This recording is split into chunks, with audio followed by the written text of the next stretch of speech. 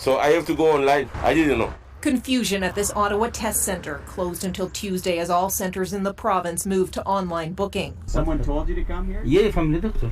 We're working hard to make sure that the information is as clear as possible. Not clear enough for Fred Glode, waiting for a test as he cares for older relatives. Now, everybody's saying, well, they're doing their best.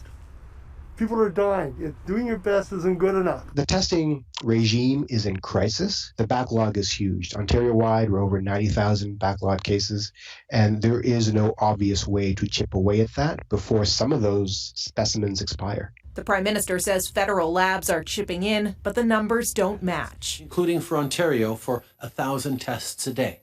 And additional federal labs will be added.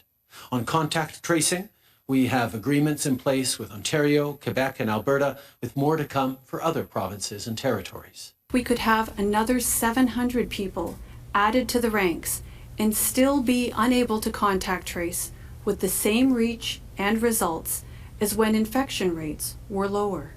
Ontario's Premier announced $35 million for schools and hotspots. Quebec announced more restrictions in the province's 3 red zones, closing gyms, cancelling team sports, and changes at schools, including mandatory masks for high school students. All the actions that we are taking today could and should prevent the closing of schools. And on the global stage, a Canadian virologist is one of the newest Nobel laureates, and he's worried about Canada's manufacturing hole.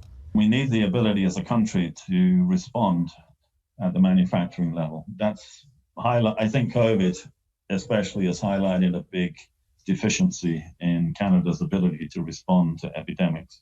Manufacturing for things like our own vaccines and tests. Monday, the Deputy Prime Minister promised the first shipments of rapid tests will arrive from the U.S. next week. And she promised more to announce on the rapid test front, quote, very soon. Abigail Beeman, Global News, Ottawa.